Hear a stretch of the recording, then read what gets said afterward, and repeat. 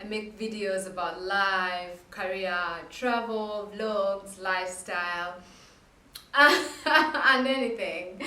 I think on these streets, we are all about enjoyment, all about growth, all about leveling up, all about becoming the best versions of ourselves without pressure.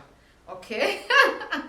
Without pressure, I must add. Not pressure, that kind of thing of bananga, mpola, mpola, Yeah. Anyway, today I have come to talk about how to live life on your own terms.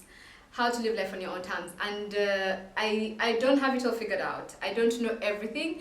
I'm learning. It's a journey. I'm on a journey, but I have been in therapy for close to 1 year now. I have learned so much about myself, so much in this space in 1 year that I'm like, huh? Who is this chick? Who is this chick? So I do share stories from my therapy and insights from my therapist and stuff like that, and a few things that I pick up along the way. I also want to share, to just show you this book. This is Daring Greatly. I talked about it in a few of my videos and some of you asked about it. This is the book called Daring Greatly by Brené Brown. This is such an amazing book. An amazing book. I can't recommend it more. And I want to start the video with a quotation from the book. And I think maybe I should just type it out on the screen. I think I'll put it on the screen, but it starts the first on when you open the book. This is it's not a book review, but this quotation just launches us into the discussion. So it talks about, it's a passage from Theodore Roosevelt's speech, and it's called The Man in the Arena, and it was given in April 23rd, 1910. Where were we?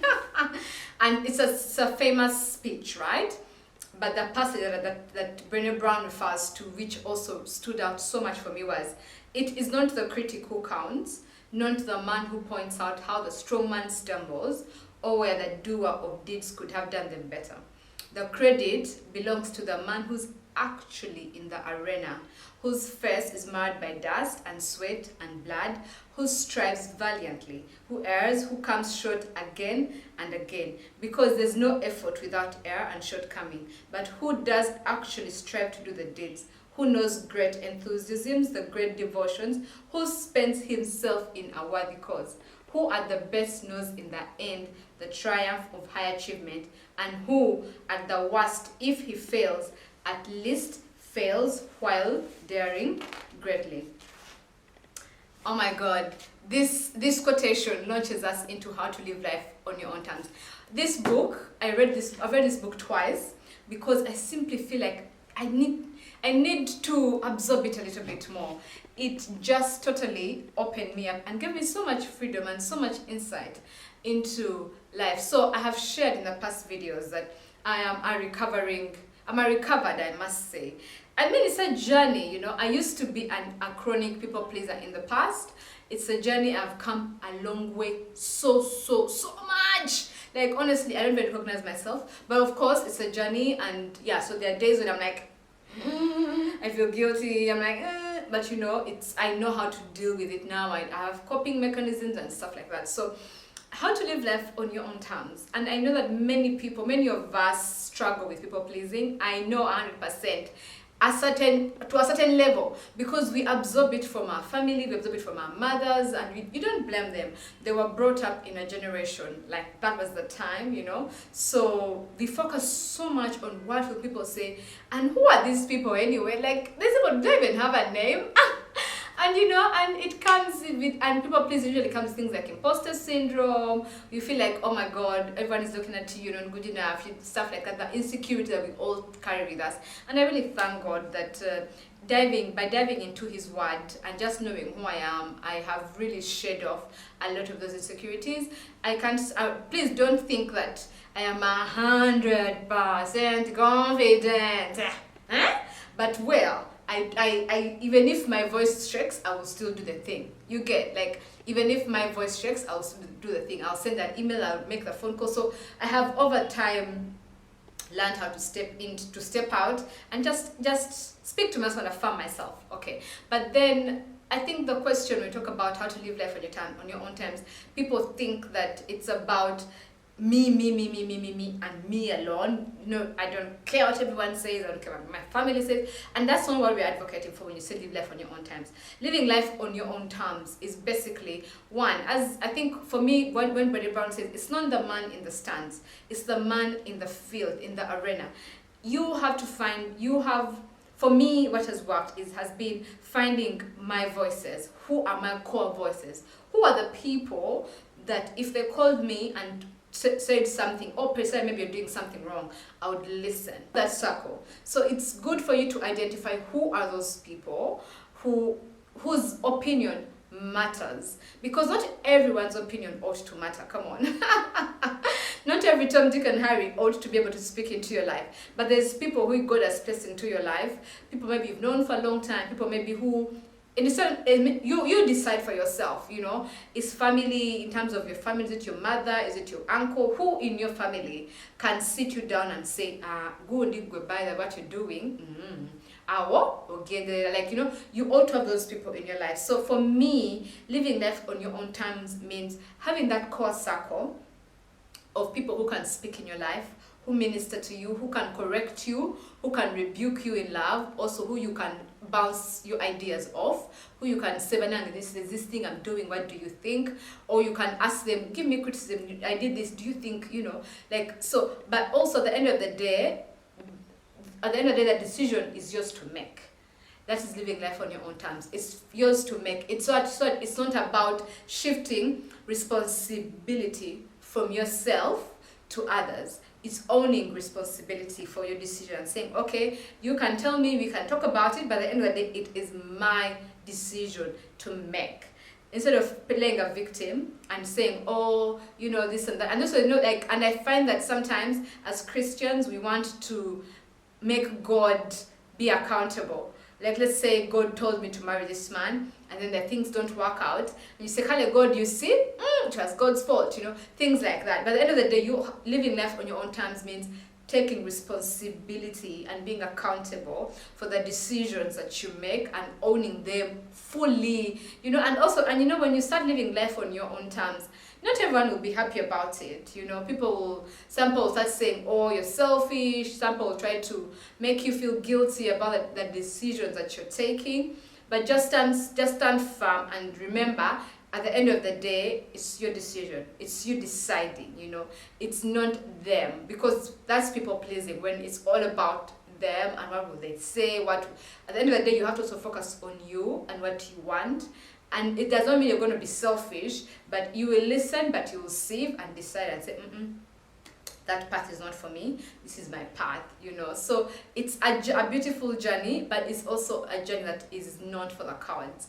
It's not, because you have to shut out so many voices, You have to shut out, I remember when there's things that I've been starting to do, and there's people who will tell you certain things like, that has been done before, that does not, or let's say maybe they say, but you're too much, and then that in itself can make you want to sort of, dim your light or reduce yourself to a palatable version, of who you are for certain people, and yet you're literally uncomfortable, right? You're not happy, because you're not being fully who you are. I made peace with the fact that I love reinventing myself. I enjoy seeing the growth and me becoming a whole different person and just evolving and stepping into dimensions of myself I didn't know existed. You just own yourself, own who you are, and don't dim yourself for anyone. Step into the things that God has called you to step into fully. And also living life on your own terms means that your path is your path. It's not someone else's path. If, for example, God has called you into ministry to be a full-time minister, a pastor, or whatever, it will, that's just your life. So if someone else will not understand your own terms means explaining to them, bringing them on board and saying, look, this is what I feel strongly led to do, and I'm going to do it. And I understand that sometimes living on your own terms comes from a place of privilege, because I know that not everyone can be able to decide for themselves for one reason or another. Maybe you're still living at home, or like there's many things. I mean, and the beauty of being older is I don't live home, I have my own job, I have my own things. So so I understand that there's also that variation. But should you be in a place where you're able to decide for yourself, you should then. And also, even if you're not yet, you can plan ahead and say, okay, maybe I'm 20, I'm still at university, but let's say I know I want to move to Kenya. Nze Uganda entamye sagala kwa Uganda, the drama, the drone, bichi, I want to go to Kenya. And for you feel like that's the place God is calling you, it's a place where you thrive and stuff like that. So you start preparing yourself for that, researching about Kenya, and that's living life on your own time. So that when that time comes to make the decision, you're well equipped. You're not speaking from a place of ignorance. You can be able to convince your parents or whomever that, look, this is what's happening, and they can be comfortable releasing you to go. So that's living life on your own terms. So it's not living life on your terms is not being rebellious. We are not advocating for rebellious children or rebellious wives or rebellious whatever husbands. We are simply saying that you must be able to articulate what you want to do, how you want to do it, why you want to do it, but also it should be just a core group of people that really should have input into this decision. Because the thing is, we are all living on the internet now. Look at me, I have a YouTube channel, you guys know where I am, what I'm doing, and that's really fine. But also, personally, I have boundaries in terms of my social media. I will show you my personal life, but I'll never show you my family life. I'll never show you my mom, my siblings. That is a boundary that I've made, and that's living life on your own terms. Just because you are on the internet doesn't mean you have to do what everyone else is doing. I'm a vlogger. I enjoy creating experiences, but if I ever meet my handsome uncle, I'm not going to show you guys the process. I may come and testify here because we have walked the journey of singlehood together. I may mention it and say, oh, by the way, guys, I'm hooked, I'm engaged, I'm getting married. Take you along, maybe even on preparing my wedding and stuff. But I will not show you the day-to-day life of my husband and my kids and stuff like that. That's a decision that I've made early on. And that's living life on your own terms. It's deciding for yourself what works and what does not work. And not letting strangers or people that don't even mean anything to you decide for you. I've been seeing certain influencers who are saying, oh, they receive DMs about people asking them about their personal families and stuff like that. And as much as I know that we develop relationships with these people, we get attached because they show us so much about themselves, we sort of feel like, Kali, we want to know more. But hold yourself back. Because, no, living life on your own terms means you decide, you say, no, guys, that's off limits, period. Off limits, like I'm not going to do that simply because everyone is doing it. No. So that is living life. You're not being rebellious. You're simply establishing boundaries around yourself of what life looks like, and that's amazing. Another way of living life on your own terms, guys, and this is the most important thing, is defining success for you. This really, for me, gave me freedom. Deciding life success for yourself. Because, how people, I've mentioned this 1,000 times, I don't care for cars. I don't. I think I'm those people who drive one car and 10, 20 years. You won't find me like the people who love cars, who want to drive the latest BMW. Success is not owning the latest car. So you have to find for yourself what's your definition of success, because if you don't, you won't be living life on your own terms. You will end up sticking in situations that you don't like, staying in jobs that don't give you joy, staying with people that you hate, staying in friendships that have overstayed their welcome, and success for you. You must define for success for yourself. Is it living, my success, you guys know, living on a farm? If I own my farm of 18, 20 acres, I'm successful.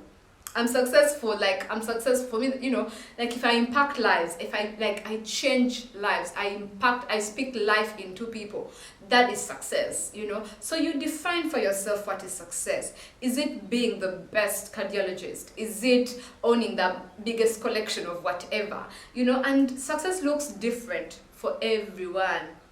Remember, don't let the internet define for you what success is, because for some people, success is having the most million followers. Do you want to have 1 million followers in the past, maybe the best content creator in Uganda with 1 million followers? Is that your definition of success?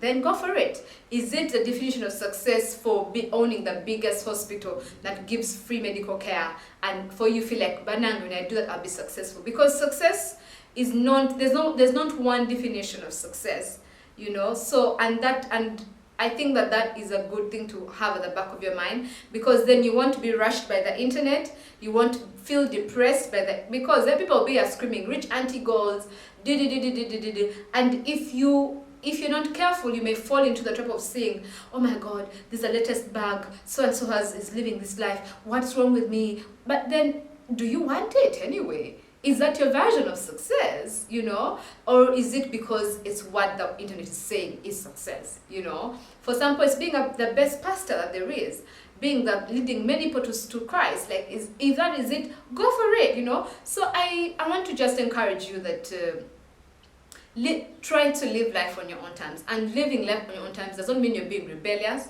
doesn't mean you're being selfish, you're being conceited. No, it simply means that you are taking the reins back from everyone else who has them for one reason or another, and taking accountability, taking responsibility, and saying, honey, I have one life to, you know what, you guys, we have one life to live. Whenever I think about it, I am blown away. I have lost dear friends, and every time death happens, I'm reminded that, Banang, we had so much to do with this person, you know, but they have not seen the next day. And how can I live better? And for me, that's my drive and motivation. How can I live the best life that God has given? Step out.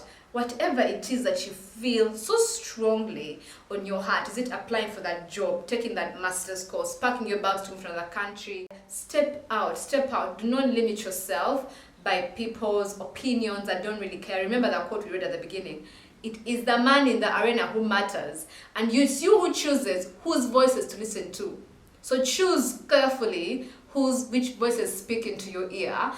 It's your life. Take charge. Take it back. Cheers.